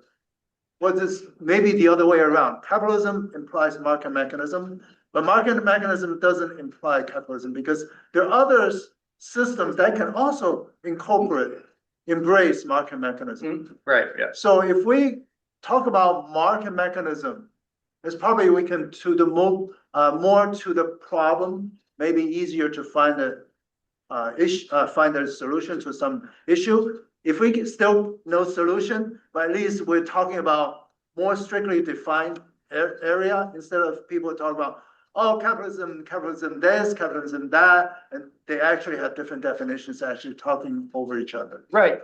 So if we talk about market mechanism, maybe a lot of the problems is coming from market mechanism. Because if you want to go for market value, you probably ignore or you devalue the human value. Mm-hmm. As opposed to we go for capitalism, profit under capitalism, then we kind of devalue the human value. Right. So I kind of started this idea. There are other things about capitalism. See if there's society which has capitalism, market mechanism, embrace market mechanism. But it's different from United States because it's more of a top-down plan versus the US is bottom-up, relatively unplanned. And top-down plan, and also at the same time, the capital or the capitalists, they don't control the government, they don't control the politics. Whereas the United States capitalist system, the capitalists control politics. Right. So, you see a lot of different pieces. You have the end result, like China. Mm-hmm. You have the end result, US. You can see the difference in the end result. But if you take it apart, which part is actually stems from market mechanism? Which part stems from other things? The structure, like the capital controls politics. Mm-hmm. Does not stem from market mechanism. It stems from, you tell me, right? Yeah. Because China has market mechanism, but the capital doesn't control politics. If you Right. want to try it, I suggest you recommend not try. Right. So it's different structure. Mhm. Usually people are fascinated about market mechanism. Oh, the invisible hand, fascinated. It's just universal truth, and it's great. And then equate that to capitalism, and then is where confusion starts. Right. Yeah, and something very important that you bring up is, yeah, if we're throwing the word capitalism around, that comes with, it can mean so many different things. And then the other point you bring up, yeah, markets predate capitalism by centuries. Markets have been around far longer than capitalism as an economic structure. So yeah, if you're going to try and have a discussion that's solution oriented, then you have to do more than just throw the big words around, right? And then drawing a distinction between capitalism and markets it's an important distinction. One of the things about American capitalism, you mentioned it's unplanned, right? Frederick Hayek called it a spontaneous order. Frederick Hayek is a philosopher that neoliberal ideology, he's largely one of the forefathers of that, him and Milton Friedman. He had this idea that the best way to organize society is by spontaneous order. American capitalism, many consider it to be laissez-faire capitalism, which means there's no, the state is not planning it. It's kind of just, a spontaneous thing that self-sustaining, self-developing. That's, a lot of people describe American capitalism in that way, but in reality, that's not how it functions. There's a lot of state intervention. Actually, one of the biggest examples is the financial crash of 2008. If it truly were a spontaneous order and no state intervention, then those banks that failed would not have been bailed out with billions of dollars. So state intervention does happen every time American capitalism collapses, which is, it does almost periodically. And the amount of resources and intervention that it takes to kind of resuscitate it each time is quite a lot. So yeah, that it's like a popular myth, I think, about capitalism, that is just truly laissez-faire and it's truly spontaneous order. But it's very much state intervention is what kind of keeps it going. Every time it, collapses, that's how it's resuscitated. But then the other point, just defining exactly what is meant when we talk about capitalism is important. In my book, in the very early pages, I use a term, hypercapitalism, and I borrow that term from Thomas Piketty and a few other people that are currently writing about capitalism. And the reason I do that is very much has to do with what you're saying, because the word capitalism can be too vague. There's a lot of different things it could mean. So in my writing, I use the word hypercapitalism. I provide a very particular, a very specific operational definition early on. This is what I'm talking about, so that when I call back to it, there's no confusion. So I think, yeah, it's very important to kind of understand what we mean when we use that word. And if it's too broad of a concept, it's very important for us to kind of zoom in and, like in your case, talking about specifically markets, or something along those lines. Yeah, when you put out that definition, I don't know what form the definition took. If you have itemized, I define capitalism comprises this and this and this and this. I think that's probably what I meant by, maybe we should talk about, like, capitalism comprises 5 things. Mhm. That's your definition. So maybe I would, for a different purpose. Mhm. Your purpose is probably holistic, system-wide, kind of culture, psychology, philosophy. Yeah. But for other purposes, capitalism comprises 5 things. So I would analyze one at a time. I see. I start with, and then I will probably analyze it combined. Yeah, Right? I'm very interested in one at a time. that's So we can, I don't know, just more granular analysis, more factor-based analysis. right. And one thing that comes to mind, something more practical that comes to mind from your last example, especially talking about markets, a big characteristic about American capitalism is that there's sort of nothing off limits as to what can be exploited or what can be commodified. One of the biggest ones is healthcare, right? Healthcare is commodified in the United States, which I think is it's not a good thing. It's a good thing for the handful of people that are making billions of dollars off of healthcare, but it creates a situation where we live in the richest nation in the world, that the story is, oh, we can't afford to take care of everybody. It's your responsibility to privatize healthcare, whereas, nations with far less money than the United States are able to do so.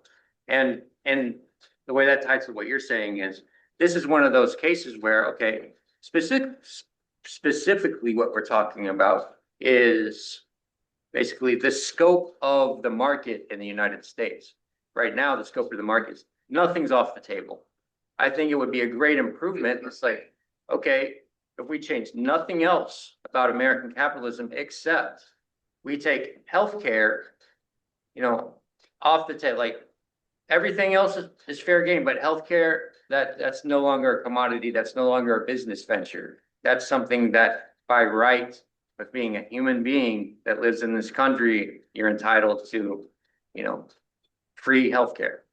But make your money elsewhere, you know, and that's a very specific section of the whole problem of.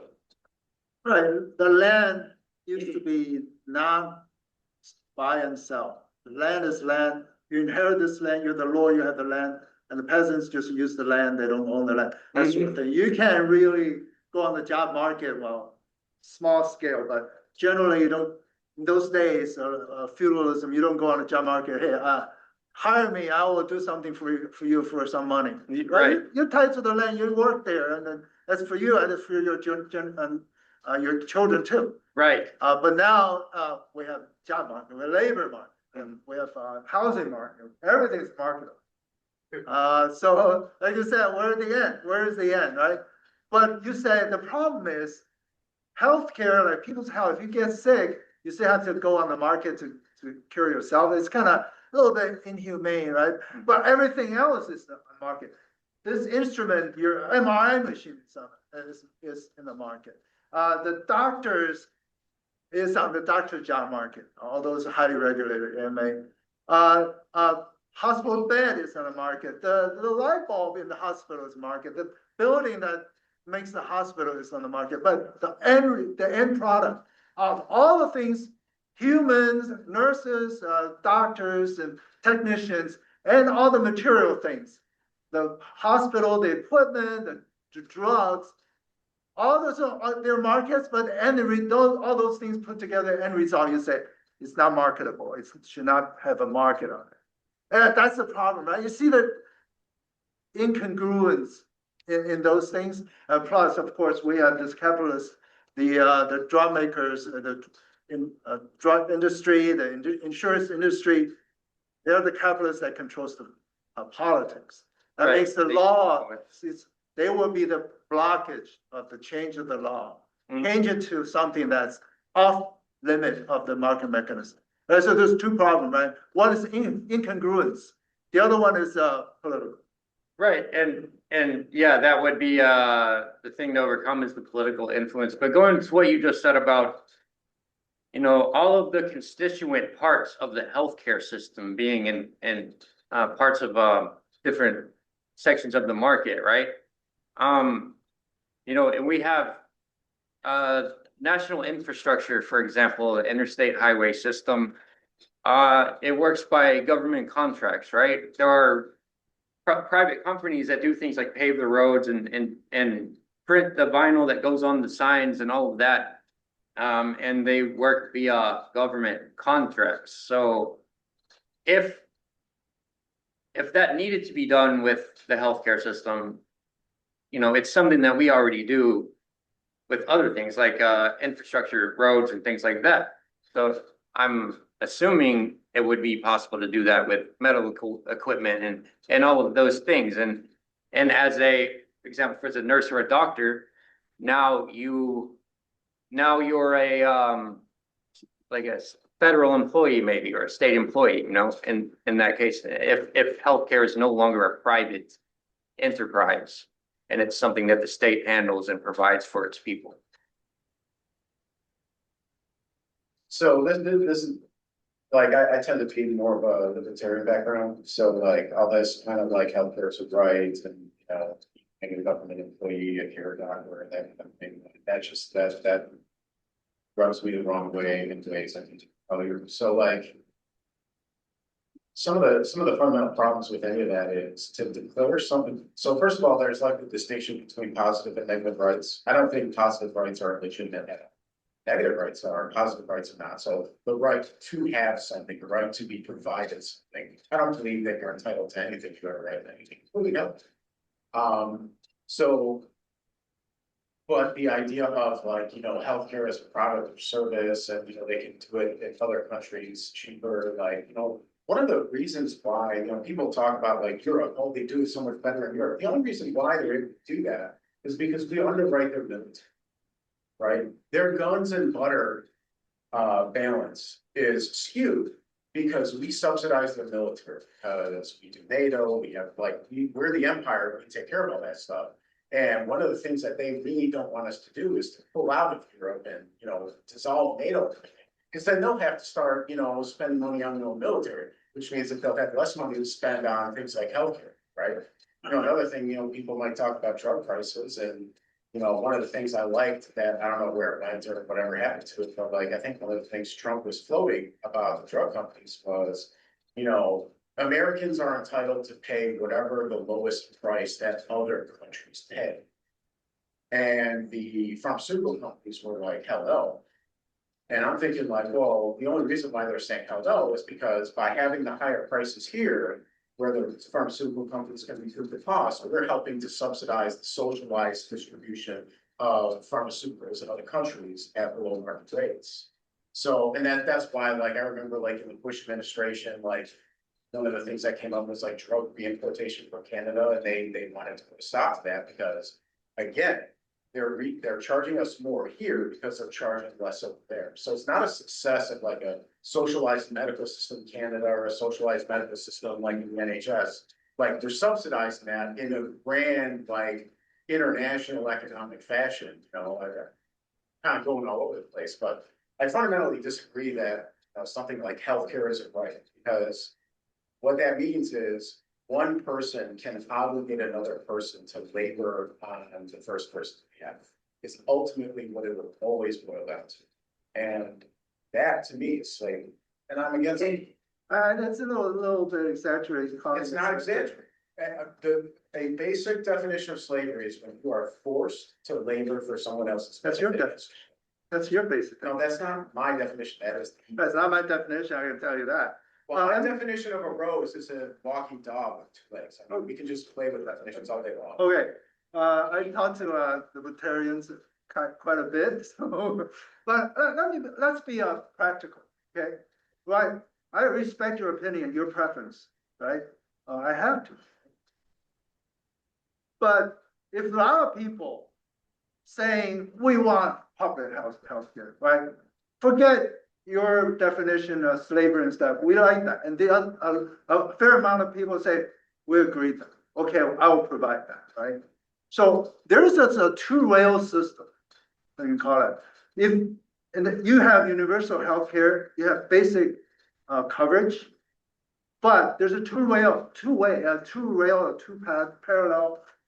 Like you can, let's say you have a graft. Two-tier system? Two-tier, like you have graft replacement, right? Government will pay for the lower quality stuff, but if you want a better one, then you pay for yourself, or you pay the difference, something like that. And some people, well, under any kind of socialized healthcare, someone will have to sacrifice a little bit or earn less money, because doctor, in theory, will spend part of their time seeing patients get paid less or not no, and part of his time is see patients get paid full amount, right? The doctor in that way sacrifices a little bit. Everybody sacrifices a bit, but if the doctor said, yeah, it's okay, I can probably ignore it, I probably don't have to think the way libertarians think or Vic thinks, right? So it's a compromise, right? Whether you like it or not, it's a compromise. A lot of people like it.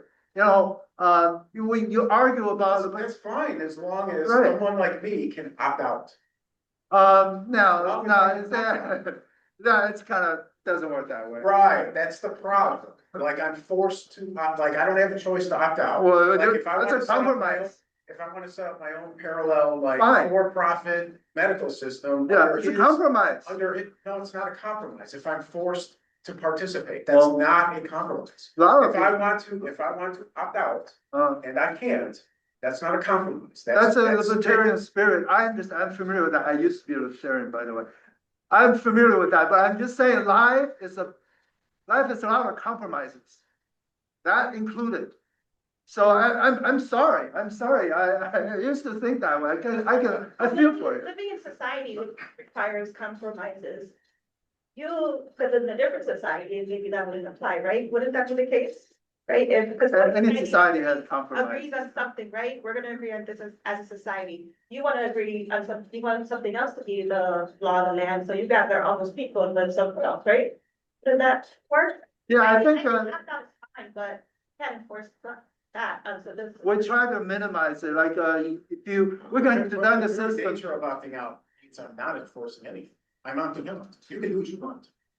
You can set up your thing. I can opt out and not participate. Like my taxes don't have to go to the socialized medical system. I can opt out.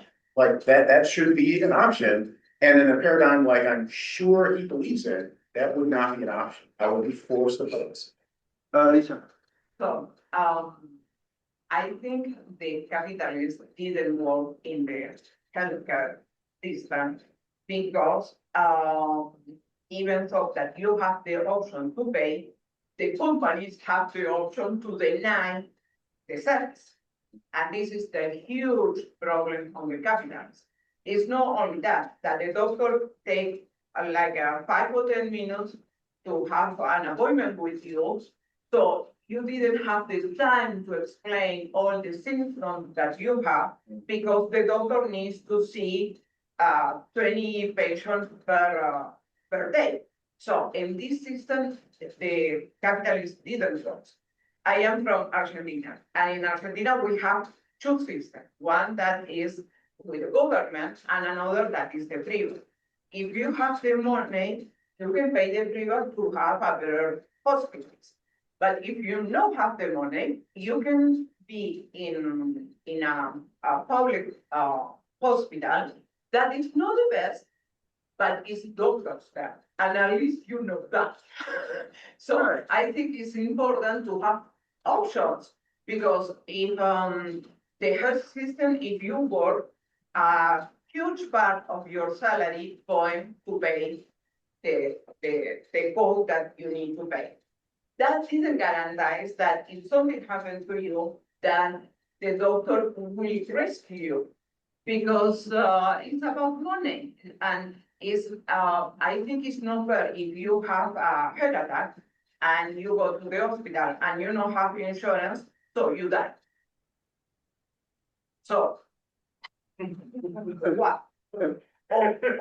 Or you have, okay, if you have money or you have properties, so the doctor saves you, but when you finish and go out of the hospital, you own $300,000.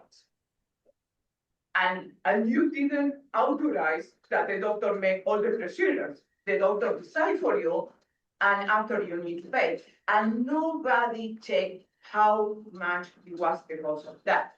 You have no option to check what drugs was the doctor put on you, so you don't have any option on that because you're inside the hospital. I'm not sure that this system works in the health system, and the capitalists didn't work, in my opinion, with the prisons that people go to the jail. They have really big issues trying to go out of the jail to have a lawyer and so many things. So far, we pay with our taxes to be equal and have the same options. So that part of my taxes going to the government to protect me that if I have something to go to the hospital and someone save my life. Yeah, wouldn't that make people a little kinder, more value humans? Yeah, well, I wanna go back to a few things. Sorry, what's your name? Vic. Vic, I wanna go back to Vic. One of my best friends is a libertarian, so me and him talk a lot. And he's actually been, as I've been working on my book, he's one of the main people that I'll send bits of my manuscript to. And, he'll I get feedback. It's valuable to have different perspectives, from different areas. Sure. There's so earlier I mentioned the writer Frederick Hayek and there's Milton Friedman. There's this, and I talked about the laissez-faire myth, right? That it's you know, supposedly we have this spontaneous order in this free market. But it does, you know, require a lot of state intervention for upkeep. These writers, Frederick Hayek, Milton Friedman, and a few others, the idea of the free market was conflated over time with the idea of the freedom of the sovereign individual. So that in many cases, in many discussions, especially revolving around healthcare, or especially in times where some kind of regulation is suggested for capitalism, then a lot of the times the free market card is played. And like, well, then you're compromising the free market, right? And it's been conflated to where it's interpreted as a direct affront to the freedom of the sovereign individual, right? But you know, these are not the same thing. It's the freedom of the market, so to speak, freedom of the sovereign individual, two completely different things. But it's a cornerstone of neoliberalism that these two things are conflated. And actually, a lot of neoliberalism kind of unravels if you go and you break that conflation. How do you break it? I mean, logically, pretty sound. So how do I you think break it's Ludwig von Mises. He's one of the other guys. He writes, and this is a paraphrase of one of his quotes. He writes that the freedom to vote, for example, is the exact same thing as the freedom to choose between brands of hand soap. And it's part of this, there was a lot of things written at the time to try and make something like civic liberty or individual freedom of the sovereign individual inseparable from things like choice between brands, or things like the freedom to privatize healthcare and monetize Or healthcare. the freedom to keep the fruit of your labor. And that's a big deal for them. That's a very fundamental. Well, That's here's what he said about slavery. Like, you tax me for someone else's benefit without my consent. It's slavery. So how do you break? That's logical. okay That's a basic premise. about that. How do you break that Without changing the premises? yeah. So do you make that same argument against, for example, wage labor? Because I have two really. So wage labor is the first one. So in wage labor, this goes back to something. Me and him actually worked together at a factory, and we were boxing some things the other day. And we get paid an hourly wage. It was like $16 an hour or something. The guy was like, okay, yesterday we did this many pieces. Today I want to break that record. And I'm like, well, why don't you break the record of How much you gonna pay me today? yeah. They want to exploit you more, your excess value. So in that case, like, I'm being asked to create more surplus value Surplus value. for the same pay.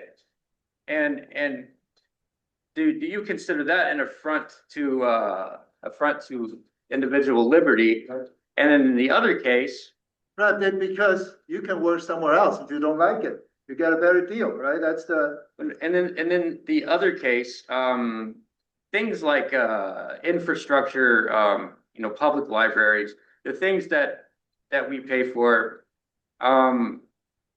like, should we be able to opt out of that, or do you find issue with having to pay for things like that, infrastructure, public schools, school lunches, things like that? Like, what's your take on that type of thing? I'm in favor of minimizing and or privatizing as much of that as possible, especially education, especially education. I think Okay. Education is. I was going to give it back to college, but I think our public education is a major problem. Well, Problem. and then what do you, I mean, what's your opinion on the people who then find themselves unable to afford any of these things, do they have any recourse in this system, or what happens to them? Why wouldn't they be able to afford it? There's a lot of reasons why poverty befalls someone, be health reasons, it can be, you know, where they live. There's a ton of reasons. We don't all start from the same starting point, you know. Some people are closer to the finish line than others, you know, and that's a fact of life, so. I mean, no, what I mean is, isn't education, you know, distinct from schooling, right? Isn't education easier to get today than it has ever been ever? Yeah, because of public school, because of, No, because you have access to like the internet, things like that, but. And so people don't have to. some people don't have internet, don't have devices. Some people don't, X, Y, or Z, but I think the drawback of, you know, like, how many times have you heard, like, you know, the kids are learning, like, LGBTQ stuff that the parents don't want their kids indoctrinated with, but that's what's in the public schools, right? I think, to me, it's a freedom and free speech issue, right? Why should my money go to a bunch of radical woke teachers with like septum piercings and neon hair, teaching my kids about gay sex? Like, why is that a thing that my tax money should be paying for? Like, I object to all that shit. You can teach it on your own time, on your own dime. That's fine. Right. So about that, If the kids can't add, subtract, and read and learn history and the basics, why are they learning all this LGBTQ shit? so about that, something that I've been seeing more and more, especially today, especially with podcasters and this, you know, especially like, I have people I'm very close to. You know, we have real problems in the world, you know, wealth inequality, access to healthcare, but there's not a lot of attention being given to these things because in media, like once somebody finds that thing, like, oh, they're teaching kids about gay sex in public schools, and that hits a nerve with people, and then suddenly that's what everybody's talking about, and it blows up into this thing, and then these other issues that deserve attention, they're not getting it, and then so you have people that, you know, are mad that children are being taught about gay sex, which I don't think that. I think that's a hyperbolic misrepresentation. I think it's a straw man. But, you know, it's this weird, like, it's weird obsession, this weird focus on sensationalized media, while real problems don't get as much attention because they're not as interesting. They don't make a good headline. They don't hit you in that emotional spot. They don't hit you in that insecurity that you have. And I think I have an issue with that. Like, you know, like, is that the thing that you consider like a national, like, crisis, you know, like? I mean, I feel like they do that with a lot of situations in life. You know, they come up with this big story to distract you over here while they really doing this over here. You know what I'm saying? Yeah, and you know, that's always like a function of media and stuff like that. I think that in general, yeah, can't deny that, right, what you say. But let's be more productive in our discussion, like case by case, okay? Education, right? Instead of like a broad brush, no. It may apply in certain areas, what you said, like distraction, may not apply. Let's talk about education then. Let's focus on education one at a time, then one issue at a time. We talk about healthcare, right? Can we focus on education? Oh, this is what you were talking about, like the constituent parts of maybe I can. Okay, I thought you were organize it. Oh, no, I can organize it different ways, right? right. Still, education is still under a market mechanism. He wants to have like a market-oriented education system, as opposed to you have public education, and maybe we can call it two-tier. You have private school and public school, right? Focus on education. Is there like distraction education? Is it education like a secondary, not the most important? I think I agree with him. Education is a very important issue on multiple levels. And from market perspective, the cost perspective, from the ideology, the thing they teach, right? So if you go with the market mechanism, maybe that will fix the thing they teach. And you're not willing to have your children to exposed to, and you have to pay for it. You know, that sort of thing.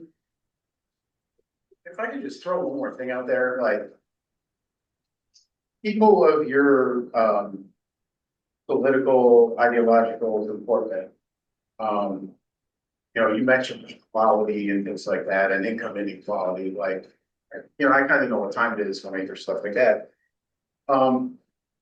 It's people of your comportment who will do things like, you know, oh, you know, the gifted program in XYZ district is disproportionately XYZ demographic. And, you know, that's like a systemic discrimination, and we have to get rid of like the gifted program. Like, but what if my kid is smart? And now he's not able to be in the gifted program because ideologues think, oh, that just perpetuates inequality and systemic blah, blah, blah, whatever. Like, well, now my kid is trapped in a mediocre substandard education because ideologues said, oh, that's unfair because they're privileged or something like that. Like, Yeah, no, I don't think so. Well- You don't get to have control over my kid's money. okay, well, two things, like, I mean, you've just made a lot of assumptions about like what type of person I am and what I think and what I would do in that situation, but it's a hypothetical situation. We're talking about healthcare. I don't really have to get into hypotheticals. Both of my parents are dead because they couldn't afford healthcare. And that's not a hypothetical situation. That's a real thing that happened to me. And, you know, I think I would rather live in a society that valued taking care of all of its members, no matter if you're impoverished or not, and not be like, well, if you can't afford it, oh well, go die. You know, that's if we want to talk about like you know, my personal location and all of this, that is where I'm located. If you wanted to know that, so there you So go. in terms of education, my personal experience is it's a two-tier. Again, it's a compromise, a two-tier. It's not everything you want, but it works, kind of works because it's two-tier. Like my daughter, when she was in her first grade to sixth grade, elementary school, there's a trend getting rid of gifted programming or kind of advanced math, that sort of thing. There's a trend. And the principal said it clearly, equity. That's the word she cited. Exactly. But if you go to another tier, we're talking about strictly Chicago public school system. Then they have this magnet school, which covers middle school and high school. If you get into that, you get into more advanced everything. So it's a two-tier, right? But it makes it harder, right? Because you could get a two-tier like advanced or gifted program in an elementary school level. You don't have to wait till your middle school level. So that's not perfect, but you still have the way out. It's not like you're totally blocked. Yeah, You but- get into magnet school, maybe magnet school is not enough seats for all the gifted people, and they have different. And the way they get into magnet school, there's another layer of socialization, if you will. And if you have a tier 1 neighborhood, you get extra credit. If you tier 4 neighborhood, you're on your own. You strict credit. But if you tier 4, meaning you're poor and bad neighborhood, you get extra credit. So meaning a lower score, you get to go to the magnet school with a higher score kids, right? So it's like a compromise, two-tier everywhere. But you have a way out. It's just make it harder. Yeah, if but you're gifted. But for how much longer until the ideologues get in there and level it all? That's true. That's true. I do see the trend. Maybe one day they Like, get rid of the didn't they just do that in New York or something? Like they got rid of the gifted program? It's not right. It's totally We're seeing possible. conservatives and school choice people doing that. That's That's totally like possible. people concerned with equity and equality and left-wing politics. That's who's doing it. And my daughter dodged a bullet. When they got rid of it, she was already 6th grade and on her way out. You know that when they got rid of the elementary school level, my daughter went on her way out. So she dodged a bullet. But imagine kids behind her, they were stuck. for a while. You know, that's true. There is a trend. We can see it in Chicago, and he's reporting about New York. I have no reason not to believe that. But What's one inter- of the, oh. in my opinion, one of the issues that governments pay public schools is that they try that the population have some knowledge basic knowledge to go after to the workforce. If you don't have any public education, these people will be not able to go to the workforce. That is the big reason, and that is one of the things that we, with the taxes, pay the government to at least give education. Because some people can afford to have a better education.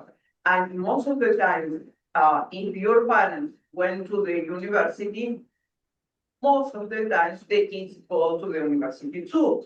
But for people that live beyond the economical situation, that their parents didn't finish high school, most of the time, these kids didn't continue education. So it's going behind. They will not be able to go to the next level if they don't have education. Yeah, I can see the contrast or the difference between one system and the other system on the person's psyche, on the people, their behavior, mindset. Right? If you have a strictly market-oriented education, you produce a certain kind of teachers, school administrators, and students, and parents, and society in general. And you have a like society, like education system that we have, you produce different kind of teachers or different kind of teachers union, different principals, administrators, and different students and parents. I can see that's a kind of thesis of your work, right? Well, the thing that I was thinking about in all of this, and that's interesting to me from that standpoint is, so there's, you know, I already talked about kind of the free market and how that's kind of a mischaracterization. There's also this kind of this negative connotation on the idea of the redistribution of wealth, right? Like that's an infringement upon freedom and liberty if you redistribute the wealth in order to address wealth inequality. But when you actually look at the way that what happens to the flow of resources, the flow of wealth redistribution already occurs in the United States, but it's going the other direction.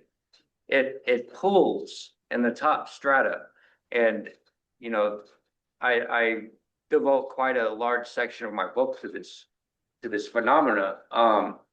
And so it's not so much an ideological opposition to the redistribution of wealth. It is a case in which sort of capitalist oriented ideology has appropriated something like a libertarian view, and so redistribution, if it's going to a particular strata of society, that's bad, but the redistribution that already occurs now, we don't talk about that. You know what I mean? It's built into the ideology when you have an ideological presence in a society that's oriented to one side rather than the other. That's how it kind of manifests into like viewpoints and opinions. I mean, well, I think the society is there are two sides to that, right?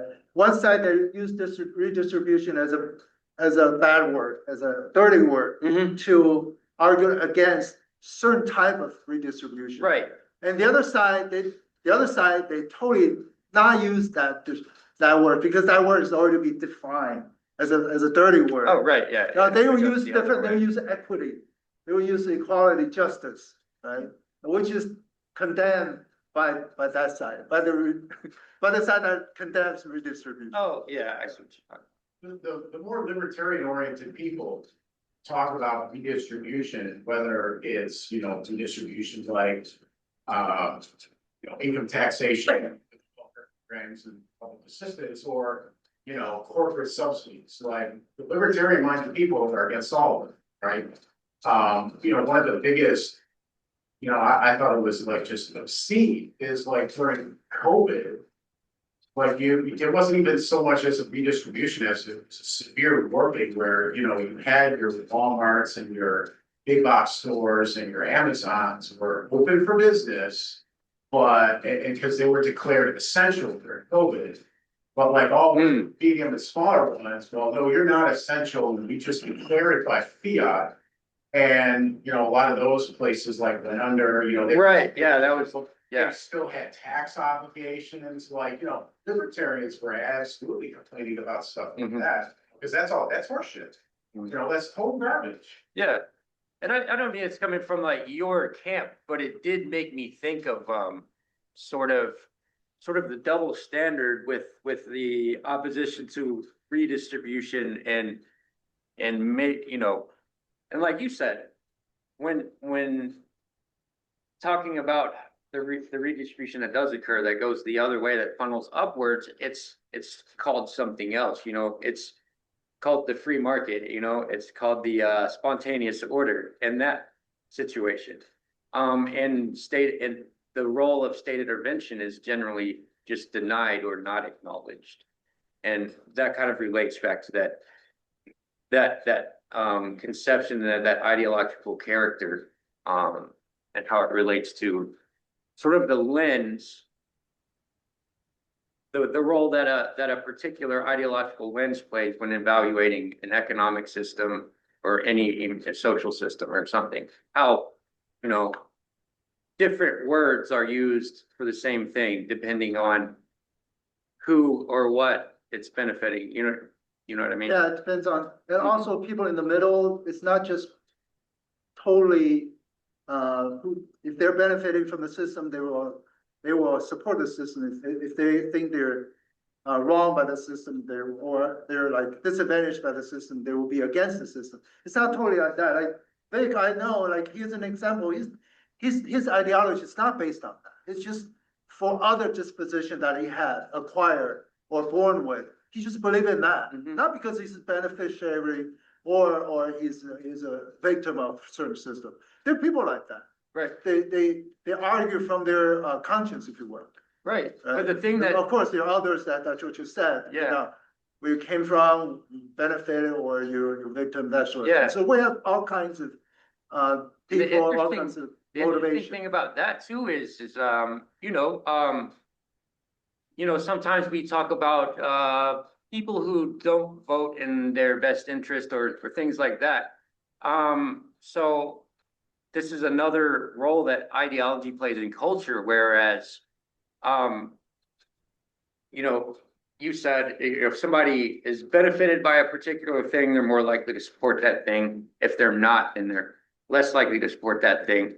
But there's a difference between there's sometimes a big difference between what someone believes they're benefited by and what they're actually benefited by.